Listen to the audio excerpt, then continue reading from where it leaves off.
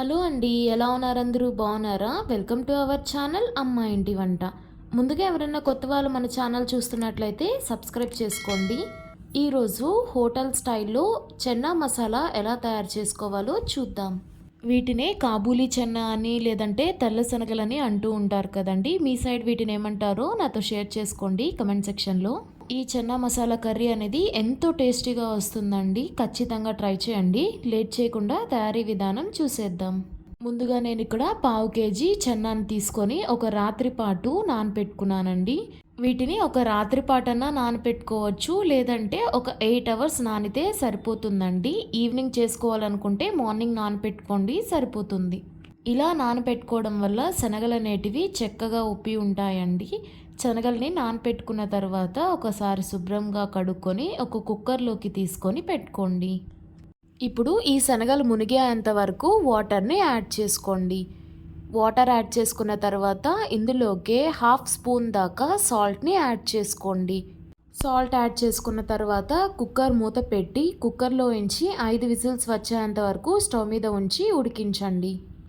5 whistles వచ్చిన తర్వాత stove off చేసుకొని కుక్కర్లో ఉంచి ప్రెషర్ మొత్తం పోయిన తర్వాత మూత తీసి శనగల్ని ఒక స్ట్రైనర్లోకి తీసుకొని పెట్టుకోండి. చెనా అనేటివి ఇలాగా వీడియోలో చూపిస్తున్నట్లుగా ఒక 80-90% కుక్ అయితే సరిపోతుందండి. చెన్నాని ఉడికించుకోవడం పూర్తయిన తర్వాత స్టవ్ మీద బాండీ పెట్టుకొని ఇందులోకి మీకు అవసరమైతే ఒక 1 టేబుల్ స్పూన్ దాకా ఆయిల్ని యాడ్ చేసుకొని జీడిపప్పుల్ని వేయించుకోండి. నేనైతే ఇక్కడ ఆయిల్ ఏమీ వేసుకోకుండా జీడిపప్పుల్ని వేయించుకుంటున్నానండి. జీడిపప్పులు ఒక పావు కప్పు దాకా తీసుకొని వేపుకోండి. జీడిపప్పులు వేగి కొంచెం రంగు మారిన తర్వాత వీటిని ఒక ప్లేట్లోకి తీసుకొని చల్లార్చండి. ఇవి చల్లారిన తర్వాత వీటిని ఒక మిక్సీ జార్లోకి యాడ్ చేసుకొని ఇందులోకి పావు కప్పు దాకా పచ్చి కొబ్బరిని యాడ్ చేసుకోండి. నేను ఇక్కడ పచ్చి కొబ్బరి తీసుకున్నానండి. మీకు కావాలంటే ఎండు కొబ్బరి అయినా తీసుకోవచ్చు. ఇప్పుడు ఇందులోకి ఒక 3 ఇంచుల దాకా అల్లం ముక్కని యాడ్ చేసుకోండి. అలాగే ఒక 10 వెల్లుల్లి రెబ్బల్ని పొట్టు తీసి వేసుకోండి. ఇప్పుడు ఇందులోకి అవసరమైతే కొంచెం వాటర్ని యాడ్ చేసుకొని థిక్ పేస్ట్ అయ్యేంత వరకు మిక్సీ పట్టుకోండి. చూస్తున్నారు కదా, ఇలా వీడియోలో చూపిస్తున్నట్లుగా థిక్ పేస్ట్ అవ్వాలండి.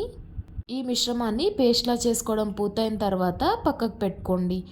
ఇప్పుడు మిక్సీ జార్లోకి 3 టమాటాలని తీసుకొని ఇలా వీడియోలో చూపిస్తున్నట్లుగా టమాటా ప్యూరీ లాగా సిద్ధం చేసుకొని పక్కన పెట్టుకోండి. ఇప్పుడు స్టవ్ మీద బాండీ పెట్టుకొని ఇందులోకి 2 టేబుల్ స్పూన్ దాకా ఆయిల్ని యాడ్ చేసుకోండి. ఆయిల్ హీట్ అయిన తర్వాత ఇందులోకి మసాలా దినుసుల్ని యాడ్ చేసుకోండి. వీటితో పాటే బిర్యానీ ఆకుని కూడా వేసుకొని వీటిని వేపుకోండి. ఇవి వేగిన తర్వాత ఇందులోకి సన్నగా ఫైన్గా తరిగినటువంటి 2 మీడియం సైజ్ ఉల్లిపాయ తరుగుని వేసుకోండి. నేను ఇక్కడ ఉల్లిపాయని చాపర్లో యాడ్ చేసుకొని తరుక్కున్నానండి. ఉల్లిపాయల్ని ఎంత ఫైన్గా తరిగితే అంత టేస్టీగా ఉంటుంది. ఉల్లిపాయలు కొంచెం మగ్గిన తర్వాత ఇందులోకి మనం మిక్సీ పట్టి పెట్టుకున్నటువంటి జీడిపప్పు కొబ్బరి పేస్ట్ని వేసుకొని వేపుకోండి. జీడిపప్పు పేస్ట్ వేగి ఆయిల్ రిలీజ్ అవుతూ ఉంటుందండి. చూస్తున్నారు కదా, ఇలా వీడియోలో చూపిస్తున్నట్లుగా ఆయిల్ పైకి తేలుతూ ఉందంటే పేస్ట్ చక్కగా వేగిందని అర్థం. ఇప్పుడు ఇందులోకి మనం మిక్సీ పట్టుకున్నటువంటి టమాటా ప్యూరీని కూడా యాడ్ చేసుకొని కలుపుకోండి. కలుపుకోవడం పూర్తయిన తర్వాత ఇందులోకి ఒక స్పూన్ కారం, ఒక spoon garam masala, half spoon ధనియాల పొడి యాడ్ చేసుకొని రుచికి సరిపడా ఒక పావు స్పూన్ దాకా సాల్ట్ని యాడ్ చేసుకొని మొత్తం ఒకసారి కలిసేటట్లుగా కలుపుకోండి.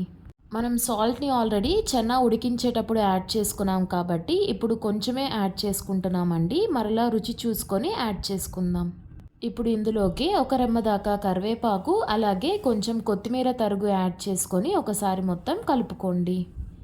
ఇప్పుడు ఇందులోకి మనం ఉడికించి పక్కన పెట్టుకున్నటువంటి చెన్నాని యాడ్ చేసుకొని మొత్తం ఒకసారి కలిసేటట్లుగా కలుపుకోండి.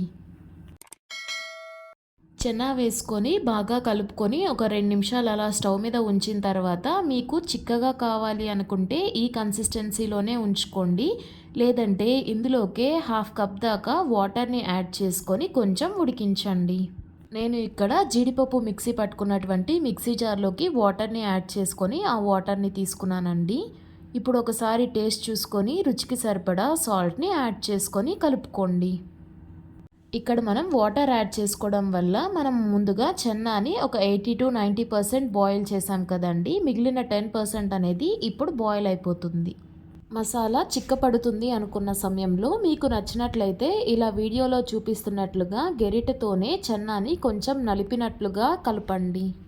ఇలా లైట్గా మ్యాష్ చేసుకోవడం వల్ల చెన్నా కొంచెం కచ్చాపచ్చాగా నలిగి బాగుంటుందండి. చూస్తున్నారు కదండి, ఒక 5-10 నిమిషాల్లోనే మన కర్రీ అనేది చక్కటి కన్సిస్టెన్సీ వచ్చేసింది. ఇలా వీడియోలో చూపిస్తున్నట్లుగా ఈ కన్సిస్టెన్సీ వస్తే సరిపోతుంది. ఇప్పుడు చివరగా స్టవ్ ఆఫ్ చేసుకునే ముందు కొంచెం కొత్తిమీర తరుగు లేదంటే కసూరి మేతిని యాడ్ చేసుకొని ఒకసారి కలుపుకొని స్టవ్ ఆఫ్ చేసుకోండి.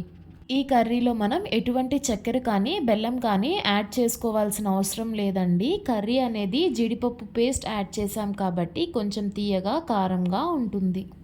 అంతే అండి, చూస్తున్నారు కదా, ఎంతో సింపుల్గా హోటల్ స్టైల్లో చెన్నా మసాలా తయారైపోయింది. ఈసారి చపాతీ చేసుకునేటప్పుడు రొటీన్గా ఆలూ కర్రీ లేదంటే పప్పు కాకుండా ఇలా చెన్నా మసాలా ట్రై చేయండి, ఎంతో రుచిగా ఉంటుంది. ట్రై చేసి ఎలా వచ్చిందో మీ కమెంట్స్ని నాతో షేర్ చేసుకోండి. ఈ వీడియో నచ్చితే లైక్ చేయండి, అలాగే మన ఛానల్ని సబ్స్క్రైబ్ చేసుకోండి.